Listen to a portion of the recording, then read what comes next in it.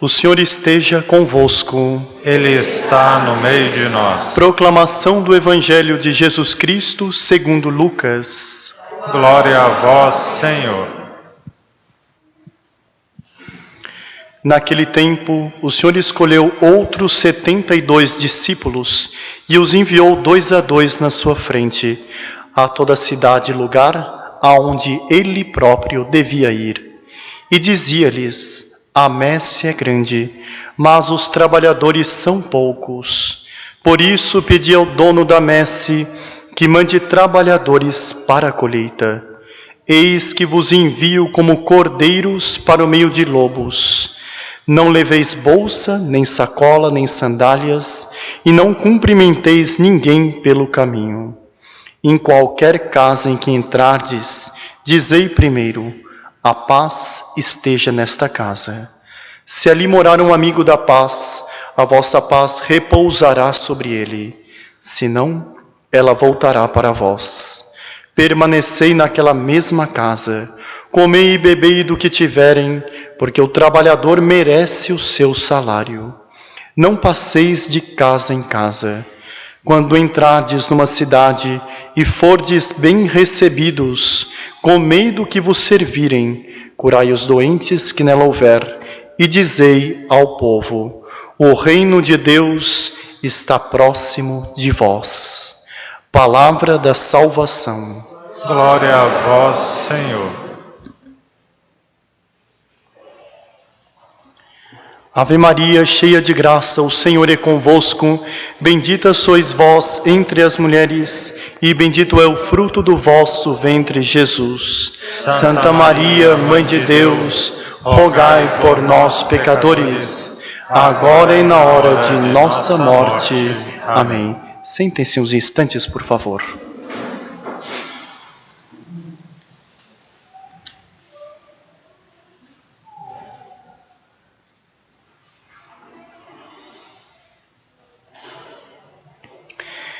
No dia de hoje, nesta memória de São Timóteo e São Tito, nós temos uma carta. São Paulo se dirige a eles em 3 epístolas, portanto 3 cartas que São Paulo escreve a eles. E no dia de hoje, São Paulo escreve para São Timóteo, e São Timóteo que era bispo.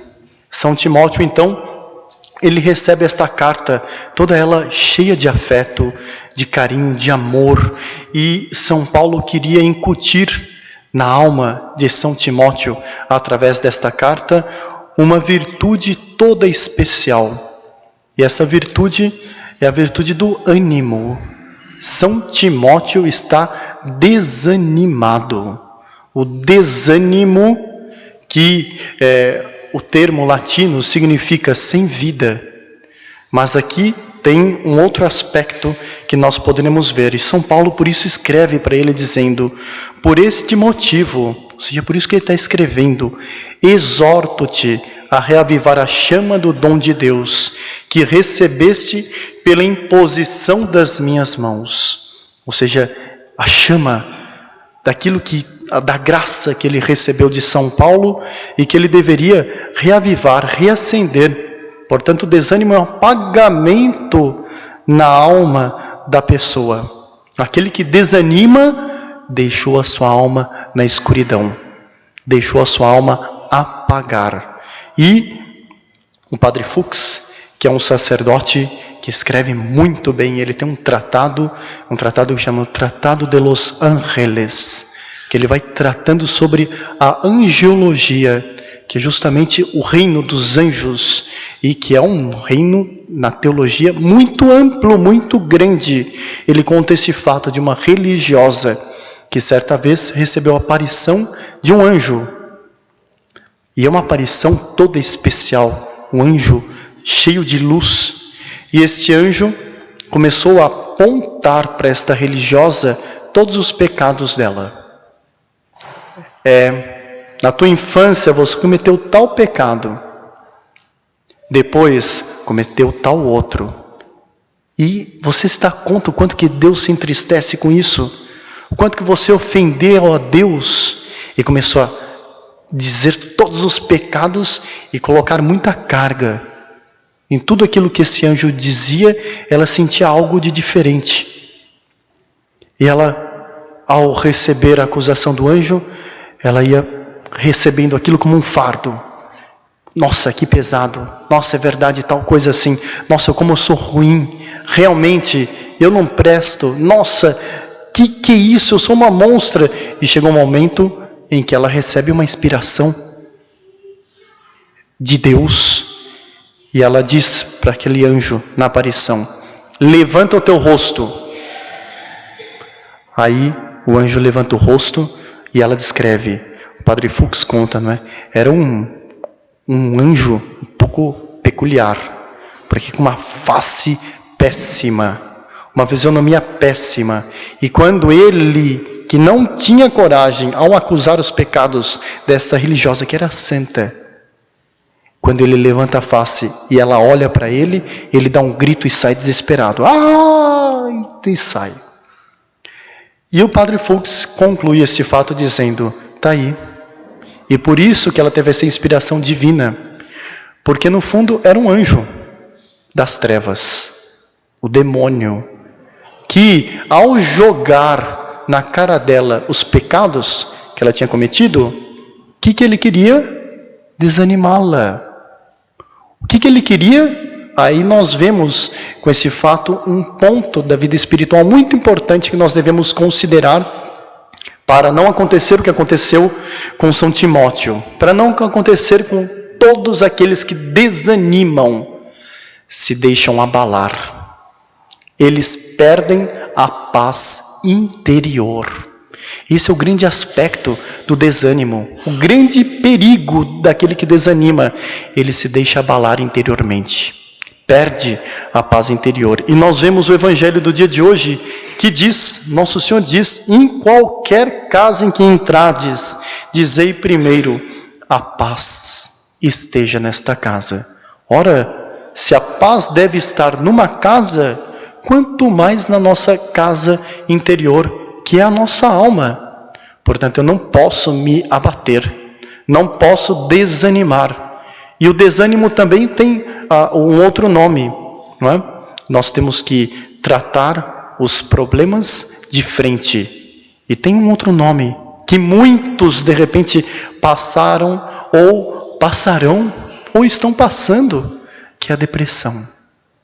Existe um estudo que comprova que há 4 pessoas que nascem, uma contrai depressão. A quantidade de pessoas que passam, que sofrem com depressão, uma coisa sem fim, inumerável.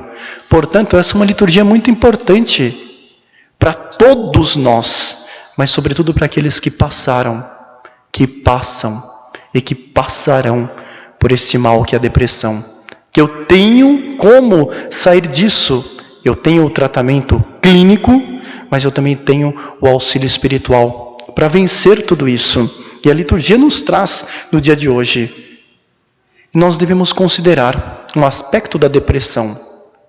Nosso Senhor Jesus Cristo no Horto das Oliveiras. Quando a gente reza o rosário, o primeiro mistério gozoso.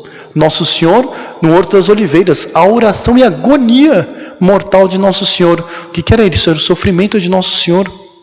Nosso Senhor passou por uma agonia. A agonia não desanimou, mas passou por uma agonia terrível.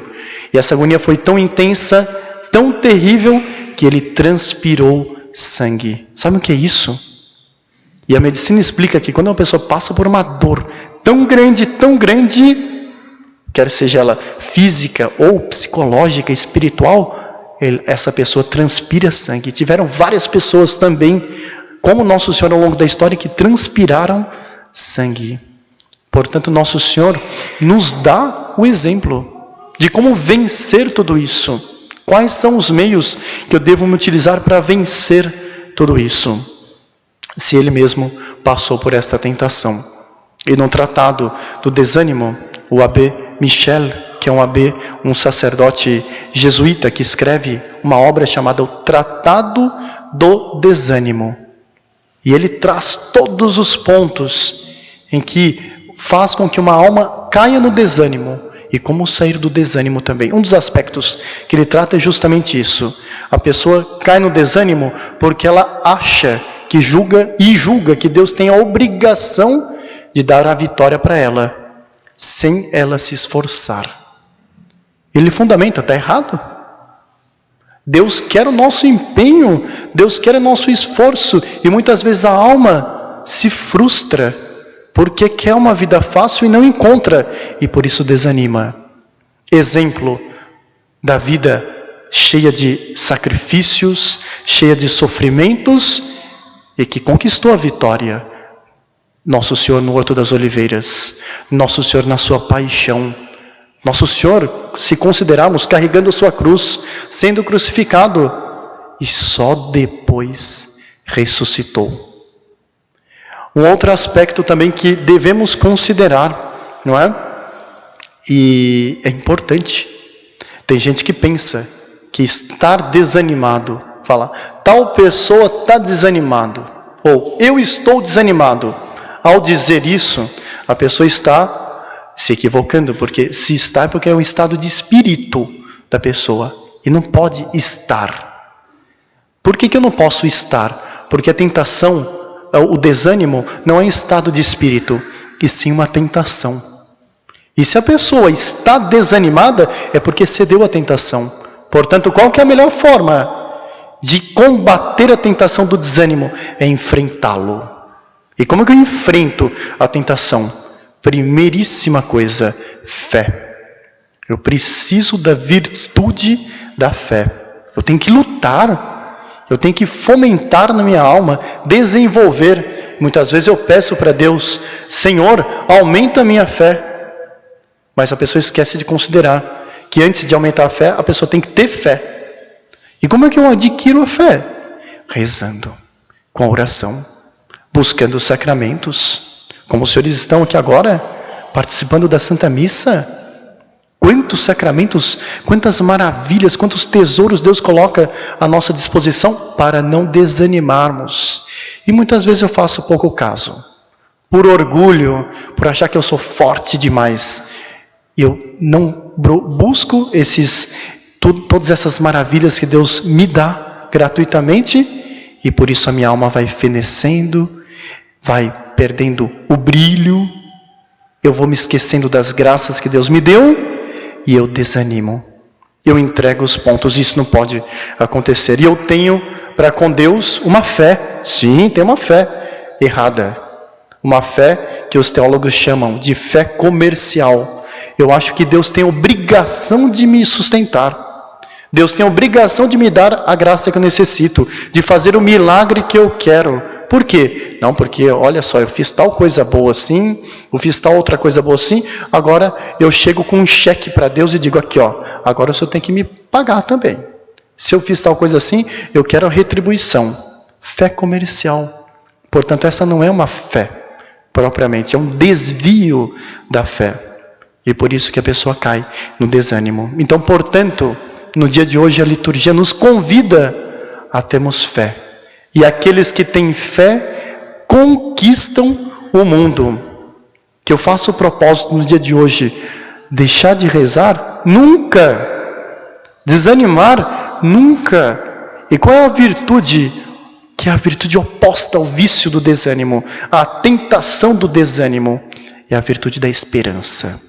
Então nós vamos nos unir e vamos de maneira muito especial pedir a São Paulo, ele que nestas palavras anima São Timóteo, que ele também nos anime, nos entusiasme, nos encha de esperança. Peçamos isso também a Nossa Senhora. Louvado seja nosso Senhor Jesus Cristo. Para sempre seja louvado.